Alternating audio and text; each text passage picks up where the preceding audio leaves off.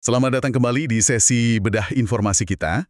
Hari ini kita mau bahas sesuatu yang fundamental banget tapi sering kelewat. Gimana orang lain itu ngebaca kita dan bikin kesan bahkan sebelum kita ngomong sepatah kata pun. Sumber kita kali ini bab 2 dari buku The Like Switch. Penulisnya Jack Sharher, mantan agen FBI, ahli analisis perilaku nih. Nah, fokus kita sekarang ini bongkar rahasia di balik kesan pertama nonverbal. Kita bakal kupas tuntas gimana sinyal-sinyal tak terucap ini, penulis nyebutnya sinyal teman sama sinyal musuh, bisa cepat banget ngebentuk persepsi orang soal kita.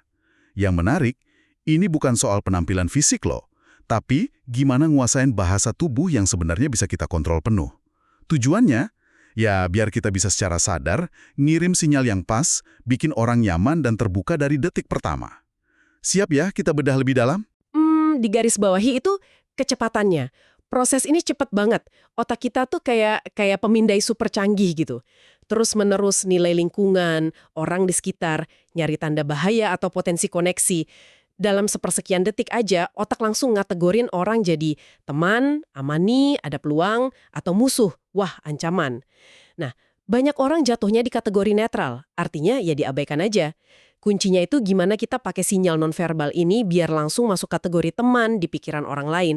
Jadi membuka jalan buat interaksi positif, gitu. Penulis pakai analogi kunang-kunang, ini menarik banget sih. Ternyata cahaya mereka itu bukan cuma buat peringatan predator, tapi juga cara narik pasangan, ngenalin sesama jenis. Nah, mirip kayak gitu. Kita manusia juga punya cahaya nonverbal, istilahnya, buat nunjukin niat baik. Katanya ada 3 sinyal utama yang secara universal artinya, saya bukan ancaman, saya teman. Apa aja tuh? Oke, sinyal pertama itu namanya kilatan alis atau eyebrow flash. Ini gerakan alis naik turun, tapi cepet banget, sekitar 1/6 detik aja. Sering nggak sadar kita lakuin. Tapi ini sinyal universal buat nyapa, nunjukin niat baik pas orang deketan, jaraknya kira-kira 1,5 sampai 1,8 meter lah. Kalau baru pertama ketemu, ya biasanya dibarengin ngomong halo atau apa gitu. Tapi kalau udah kenal, kadang ya cuma tukeran kilatan alis ini aja cukup.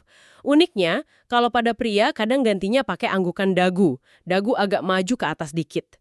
Kilatan alis ini bahkan bisa dikirim dari jauh loh sebagai salam pembuka.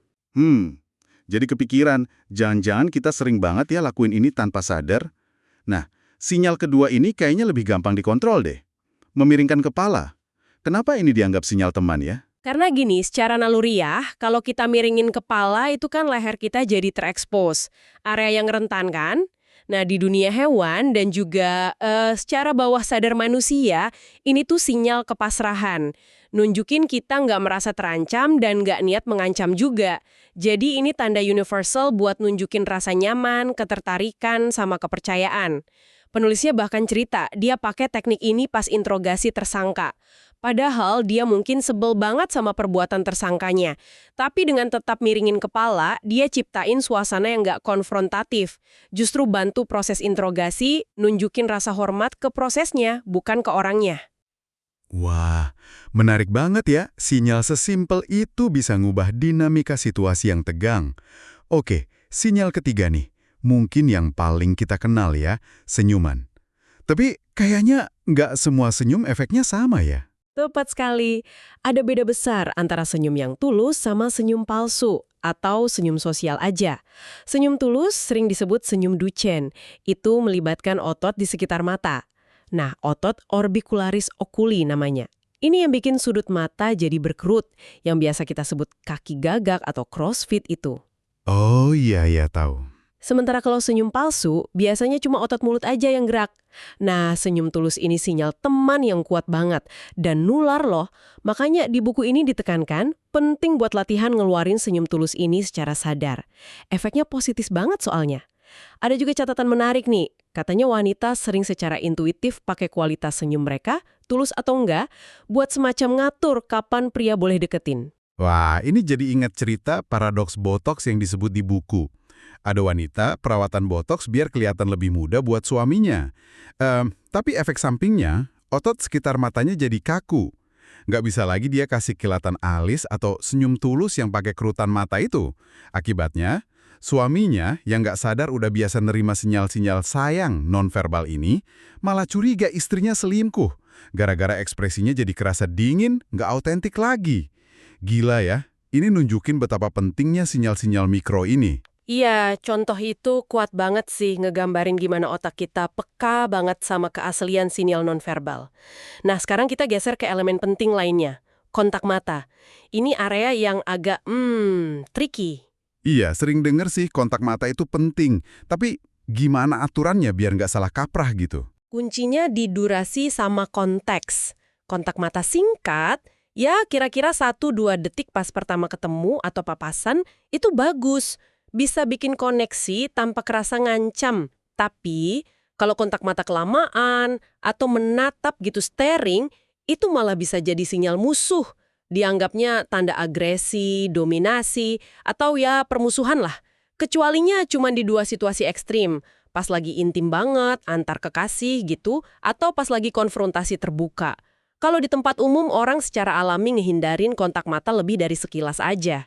Natap orang asing, apalagi di situasi sosial kayak kencan, wah itu bisa dianggap nggak sopan banget, ganggu, bahkan nyeremin. Rasanya kayak ruang pribadi kita diinvasi secara psikologis. Terus gimana dong caranya nunjukin ketertarikan lewat mata tapi nggak jadi nyeremin? Buku ini nyebutin teknik khusus kan? Benar, ada teknik namanya kontak mata diperpanjang secara halus. Caranya gini, tatap mata target sekitar 1 detik, terus sambil tetap nahan tatapan itu, pelan-pelan putar kepala sedikit ke samping. Gerakan kepala ini bikin ilusi optik seolah-olah kontak matanya udah putus atau intensitasnya berkurang. Jadi nggak kerasa kayak natap tajam. Tapi karena mata masih nyambung sesaat lebih lama, ini bisa nguatin sinyal ketertarikan atau sinyal temen.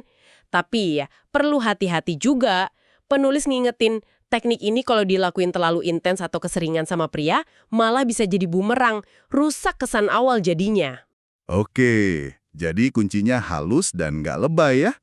Ada lagi yang perlu dihindari soal tatapan? Jelas, hindari banget ngelakuin tatapan menilai dari atas ke bawah, yang kadang disebut elevator eyes. Pas baru kenal, tatapan kayak gini rasanya menghakimi banget, ofensif, dan melanggar batas personal. Kayak lagi di-scan terus dinilai gitu loh. Perilaku ini baru bisa diterima, malah kadang dianggap pujian, misalnya, wah keren banget penampilanmu dari atas sampai bawah, kalau konteks hubungannya udah akrab banget dan nyaman. Ada contoh menarik di buku soal gimana perilaku mata ini bisa ngebongkar kedok. Katanya petugas polisi yang lagi nyamar, karena udah terlatih dan biasa punya otoritas, sering refleks berhenti di pintu bar, terus langsung mindai seluruh ruangan pakai tatapan tajam, nyari potensi masalah. Padahal orang biasa yang baru masuk tempat asing kan cenderung lebih hati-hati ya. Mungkin langsung ke bar atau ke meja, baru deh setelah ngerasa aman lihat-lihat sekitar ring lebih santai gitu. Perbedaan gaya mandang yang tipis ini bisa jadi petunjuk buat orang yang jeli, termasuk penjahat. Betul, detail-detail nonverbal kayak gitu seringkali ngomong lebih keras dari kata-kata. Nah, selain 3 sinyal utama tadi, Sam, kontak mata, ada beberapa elemen nonverbal lain yang juga penting buat bangun koneksi awal. Misalnya, sentuhan. Sentuhan. Ini juga bisa jadi rumit ya. Banget. Sentuhan itu alat komunikasi nonverbal yang kuat banget, tapi juga sensitif banget sama konteks dan budaya. Aturan umumnya sih di awal kenalan atau hubungan, batasannya sentuhan di area aman secara sosial. Lengan bawah biasanya antara siku sama pergelangan tangan, atau sedikit di atas siku. Mungkin jabat tangan juga.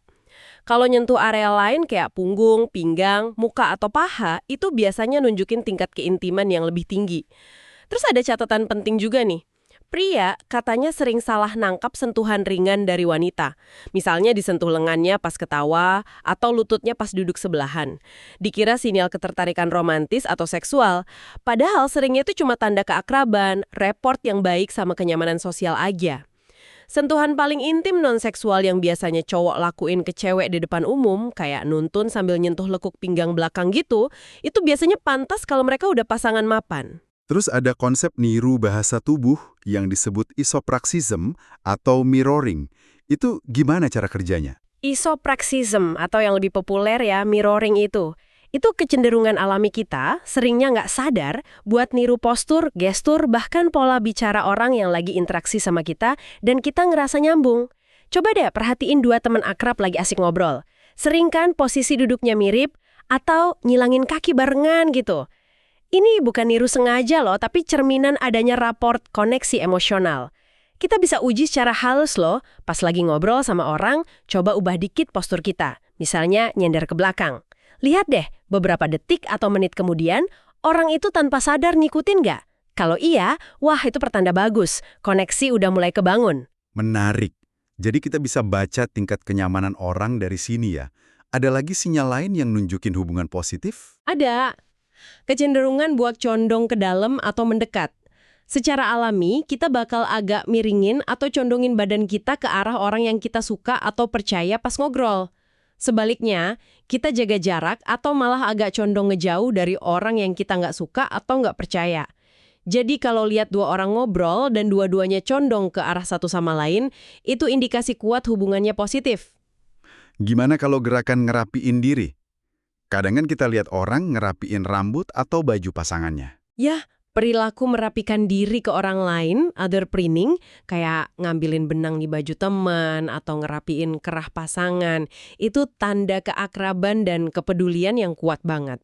Tapi perlu dibedain sama ngerapiin diri sendiri, self-preening, yang berlebihan. Misalnya terus-terusan benerin rambut atau baju sendiri, apalagi kalau sambil ngehindarin kontak mata. Nah, ini malah bisa jadi sinyal negatif atau sinyal musuh. Nunjukin gugup, nggak nyaman, atau ya kurang minat sama interaksinya. Oke, jadi kita udah bahas banyak sinyal temen nih.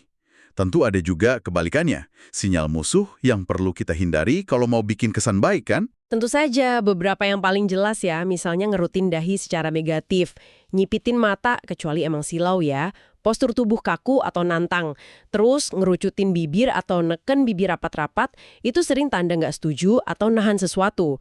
Secara sadar atau nggak sadar naruh penghalang fisik, tas, buku, cangkir di antara kita sama orang lain. Nyilangin lengan di depan dada, ini bisa juga karena dingin atau nyaman sih, tapi sering diartikan defensif. Sama malingin badan ngejauh. Buku ini bahkan ngasih contoh ekstrim loh. Ada pria di kereta pakai masker bukan karena sakit, tapi sengaja jadi sinyal musuh biar orang nggak duduk sebelahnya. Efektif banget ternyata, orang otomatis jaga jarak.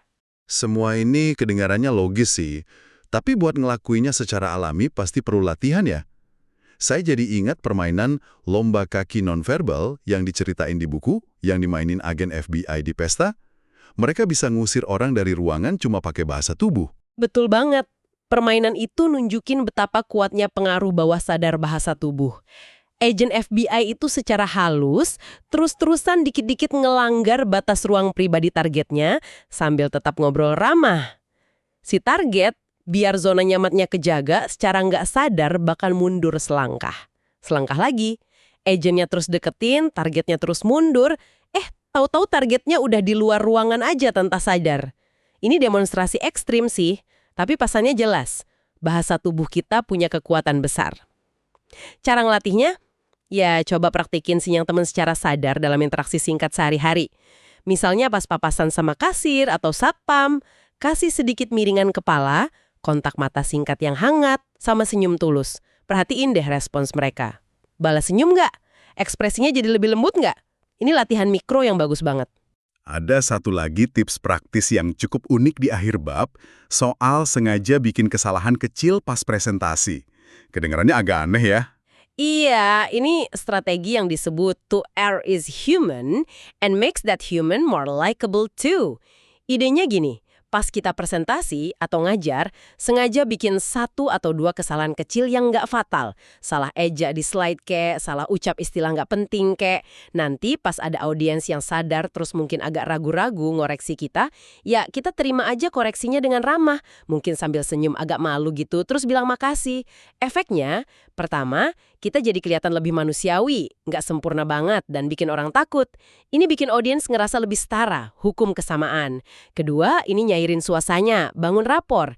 Ketiga, ini kayak ngasih izin ke audiens buat lebih aktif partisipasi karena mereka lihat kalau salah itu wajar dan diterima baik-baik. 3 besar sinyal teman kilatan. Alis miringin kepala, senyum tulus plus ngerti nuansa kontak mata dan sentuhan, ternyata bisa jadi kunci buat kelihatan positif di mata orang lain. Betul. Jadi tantangan buat Anda, para pendengar kami ini, coba deh mulai lebih aware, lebih sadar sama sinyal nonverbal yang Anda pancarkan dan Anda terima tiap hari. Udah selaras belum bahasa tubuh Anda sama niat baik Anda pas ketemu orang baru? Gimana caranya biar bisa lebih proaktif pakai sinyal-sinyal teman ini untuk nyiptain kesan pertama yang lebih kuat, lebih positif, baik di kerjaan maupun di kehidupan pribadi? Dan sebagai penutup nih, ada satu pemikiran yang agak menggelitik. Ini terinspirasi dari catatan di buku juga.